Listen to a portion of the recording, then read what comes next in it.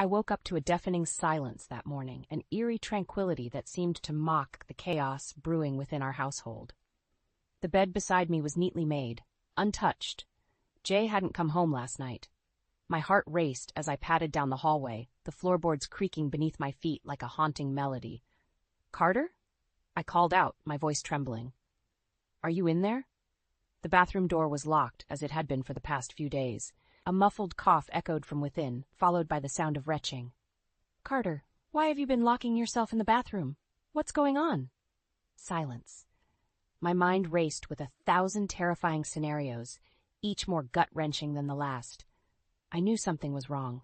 Terribly wrong. But I couldn't put my finger on it. After what felt like an eternity, the door creaked open, and my 14-year-old son emerged, his face ashen and drawn. His eyes, usually alight with youthful mischief, were dull and sunken. "Mom," he croaked, his voice barely above a whisper. "I don't feel so good." With trembling hands, I reached out to cup his cheek, recoiling at the clammy texture of his skin. "Carter, honey, you're burning up," I murmured, my heart in my throat. "What's going on? You have to tell me." He averted his gaze, his shoulders slumped in defeat. I can't. Not yet." The sound of the front door slamming shut made me jump, and Jay strode into the hallway, his brow furrowed in concern. "What's all the commotion?" he asked, his eyes darting between Carter and me. "Is everything okay?" I opened my mouth to respond, but the words stuck in my throat. How could I explain the churning dread that gripped me, the sense that something sinister was unfolding right before my eyes? "Carter's not feeling well," I managed finally, my voice strained. "He's been locked in the bathroom for days." Jay's expression softened, and he placed a reassuring hand on Carter's shoulder. "Hey, buddy, it's just a phase," he said, forcing a smile. "I'll take you to see Dr. Martinez later, okay? I'm sure it's nothing to worry about." But as I watched them walk away, the knot in my stomach tightened. I couldn't shake the feeling that this was just the beginning, the first domino in a long, winding path of destruction. Little did I know the true nightmare was only just beginning. Hours ticked by in agonizing silence as I paced the living room, my heart pounding in my ears. Jay and Carter had left for the clinic hours ago, but there was still no word, no call, nothing. A sickening feeling twisted in my gut. Something was terribly wrong. I dialed Jay's number for the 100th time, my hands shaking uncontrollably. No answer. I left yet another frantic voicemail, my voice cracking with barely contained panic. "Jay, please call me back. Where are you? Is Carter okay?" The silence that greeted me was deafening, mocking my desperation. Desperate, I called Dr. Martinez's office, my heart in my throat. "I'm sorry, Mrs. Reynolds," the receptionist said, her voice tinged with pity. "They never showed up for their appointment." My world came crashing down around me. Where could they be? Had something happened? Were they hurt or worse? In a blind panic, I called everyone I could think of, our friends, our neighbors, even the local hospitals. But no one had seen or heard from Jay and Carter. It was as if they had vanished into thin air. Hours turned into days, each one more agonizing than the last. I barely slept, barely ate, my mind consumed with visions of the worst possible scenarios. What if they had been in an accident? What if they had been kidnapped? Or... I couldn't bring myself to finish the thought. Finally, after what felt like an eternity, the police called. They had found Jay's car abandoned on the side of the highway, the doors flung open and the engine still running, and inside a single, chilling note, "I'm sorry."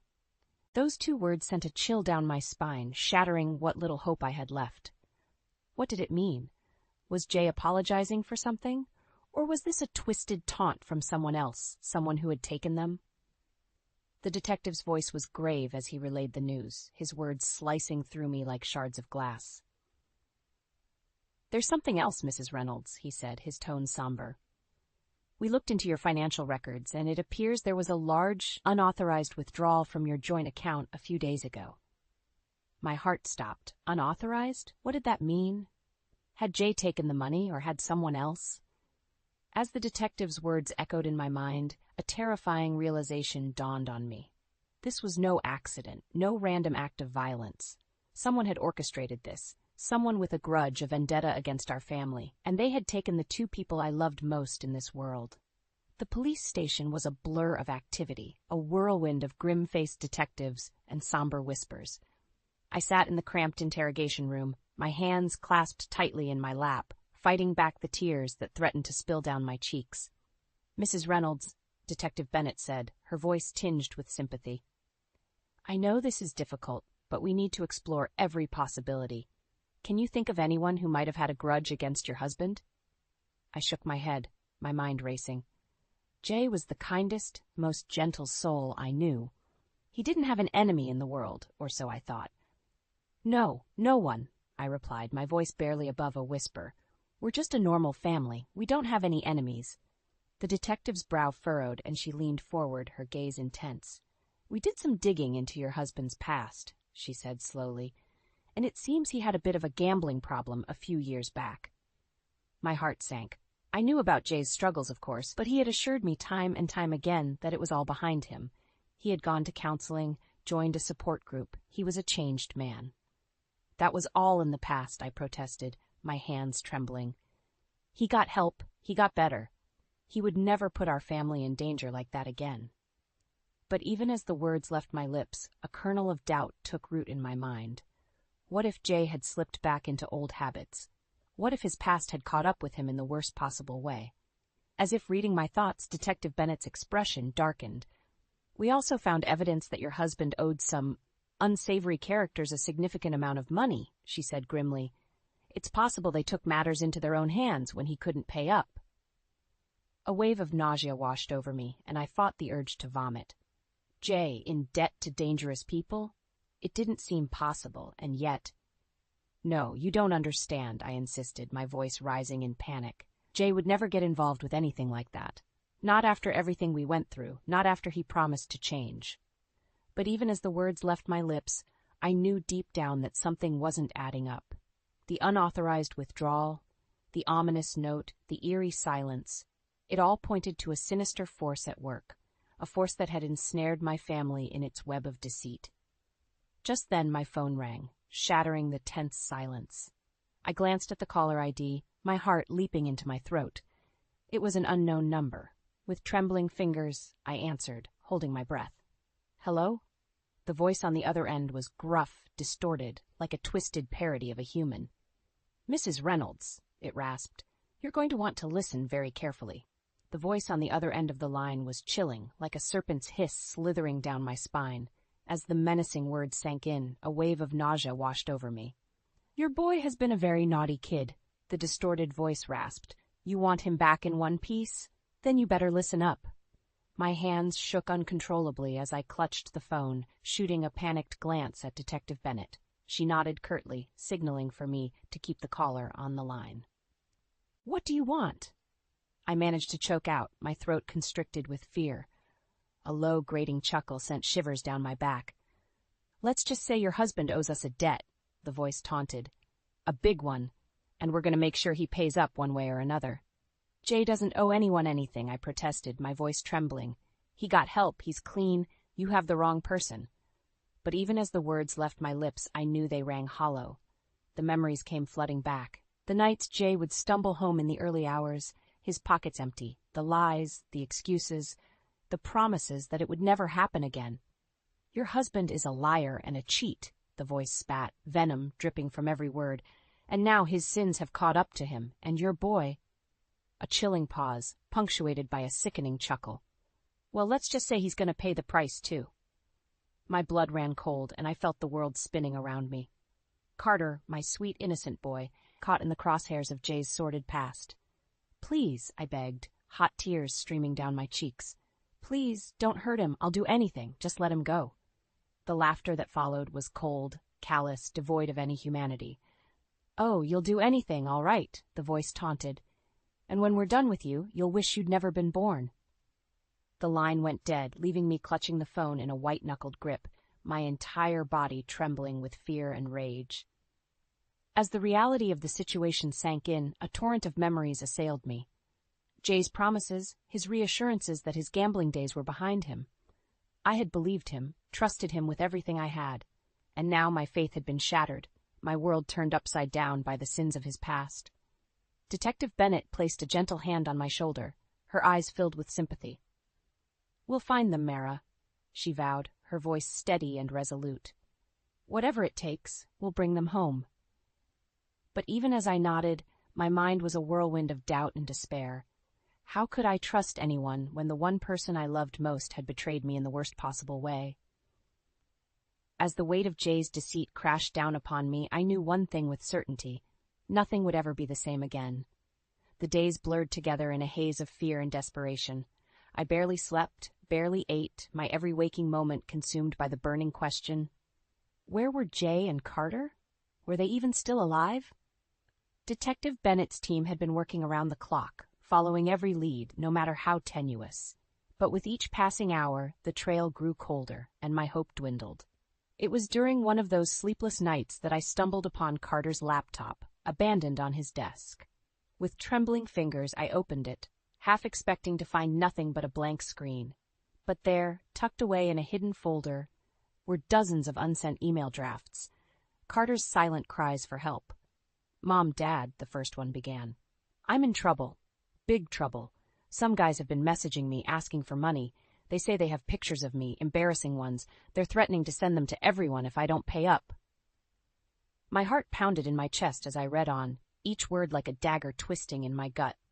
Carter, my sweet, innocent boy, being blackmailed and tormented by these monsters. The drafts painted a horrifying picture, the anonymous threats, the demands for money, the veiled promises of violence if he didn't comply. Carter had been living in a waking nightmare, too terrified to say a word. And then, the final draft, dated just days before his disappearance. "They took Dad. They said if I don't give them what they want, they're going to hurt him. And then they're coming for me." Tears streamed down my cheeks as I read those chilling words, my heart shattering into a million pieces. My family, my world, torn apart by these faceless monsters, all for what? Money?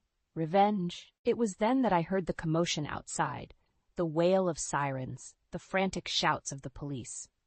I raced downstairs, my heart in my throat, and was greeted by a scene straight out of my worst nightmares. There, in the middle of the street, was Carter, pale, shaken, but alive.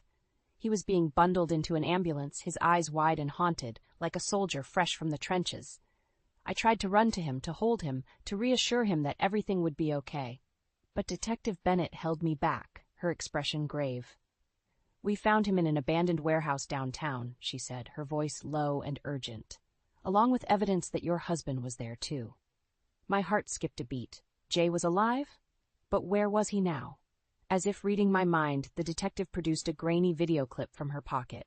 There, on the tinny screen, was Jay, bound, gagged, and terrified, a gun pointed at his head by a shadowy figure. "We think this was all an elaborate scheme to lure Carter out," Bennett said grimly. "A twisted game of revenge, orchestrated by someone from your husband's past." As the weight of her words sank in, I felt the world spinning around me. Jay, my loving, devoted husband, caught in the crosshairs of his own mistakes. Carter, my innocent child, dragged into this nightmare through no fault of his own. And at the center of it all, a puppet master pulling the strings, twisting our lives into a tangled web of fear and despair. As I watched the horrible scene unfold on that tiny screen, one thought burned through the fog of shock and grief. Whoever was behind this would pay. No matter what it took, I would make them pay. The warehouse was a maze of shadows and secrets, a labyrinth of dread and despair. I followed the team of officers through the dimly lit corridors, my heart pounding in my ears with every step. "Stay close," Detective Bennett murmured, her hand on her holstered weapon.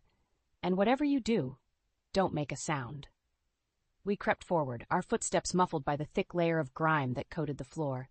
The stale, musty air was suffocating, a constant reminder of the horrors that had unfolded within these walls. Suddenly, a sound, a scuffling, a muffled cry. My blood ran cold as we rounded the corner, and there he was, Eli, the puppet master himself, his face twisted into a snarl of rage. "You shouldn't have come here," he spat, his voice dripping with venom. "This is your last warning. Walk away or suffer the consequences." With a flick of his wrist, he produced a wicked-looking knife, the blade glinting menacingly in the dim light. "Drop it!" Bennett shouted, her gun trained on Eli's chest. "It's over, you sick bastard." For a moment, time seemed to stand still, the air thick with tension. Then, in a blur of movement, Eli lunged, the knife arcing towards Detective Bennett's throat. The gunshots echoed like thunder, deafening in the confined space. Eli crumpled to the ground, clutching his leg, howling in pain and fury. "You'll pay for this," he screamed, his eyes wild and feral. "You and your whole damn family."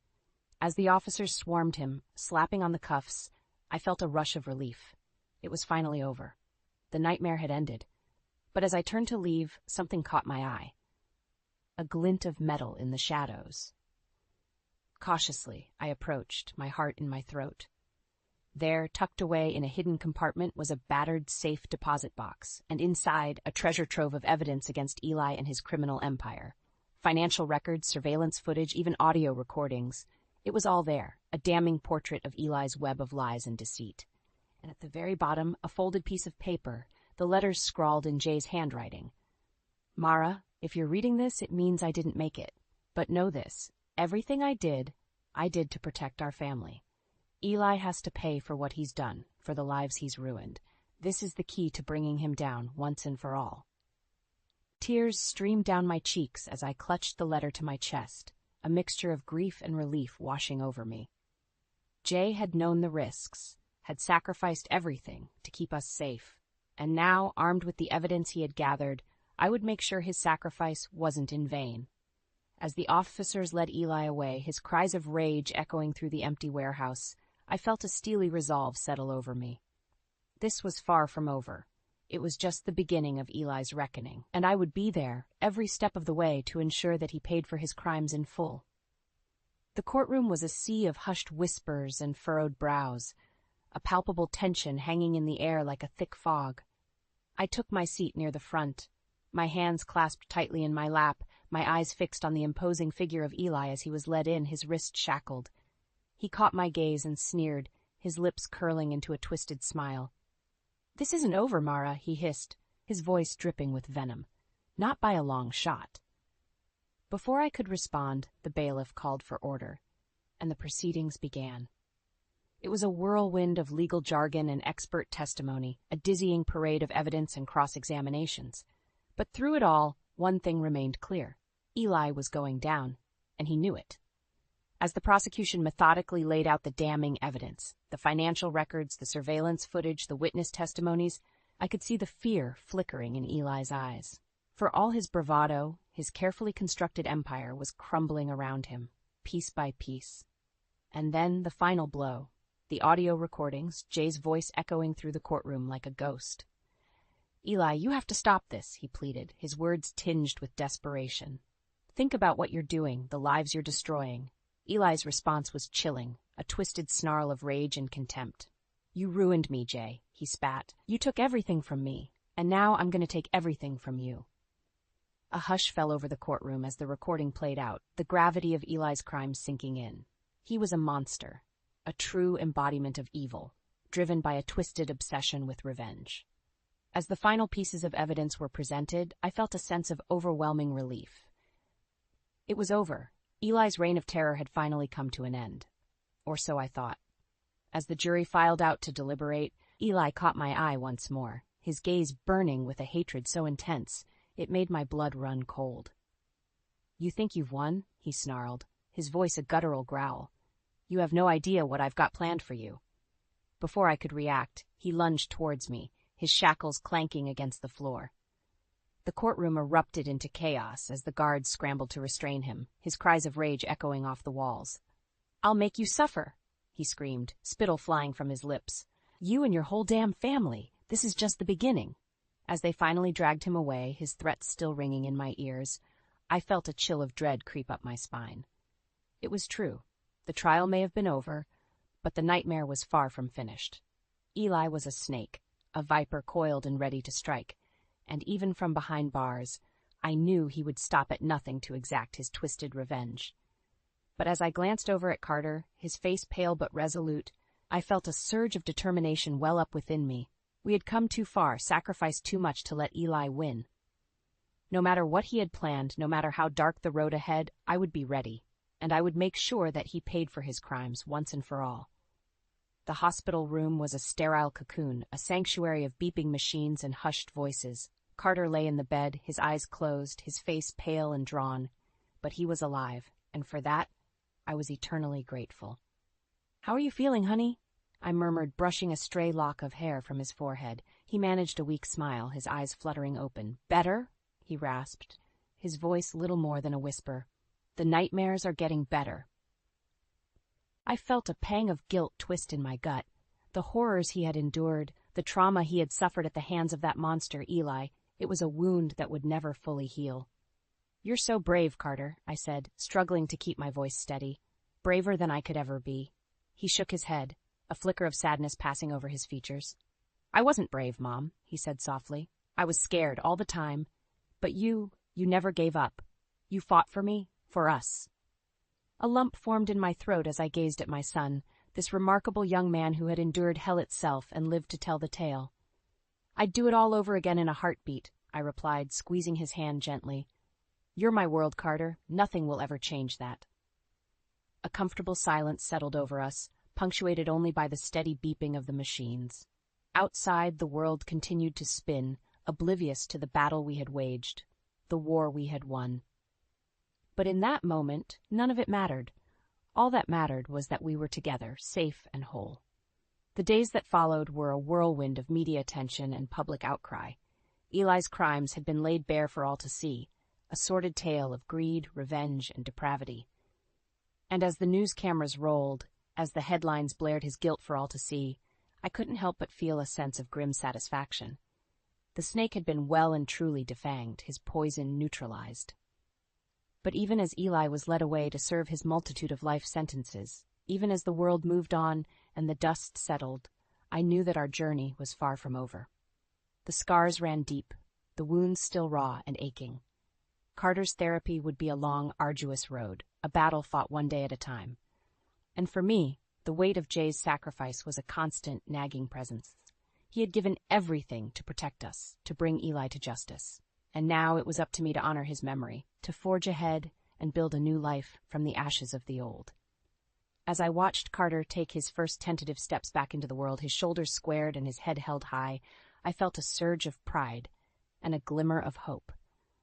We would never be the same, that much was certain, but we were survivors, fighters to the bitter end. And as I looked towards the future, a future free from Eli's poisonous influence, I made a silent vow, not just to Carter, but to myself.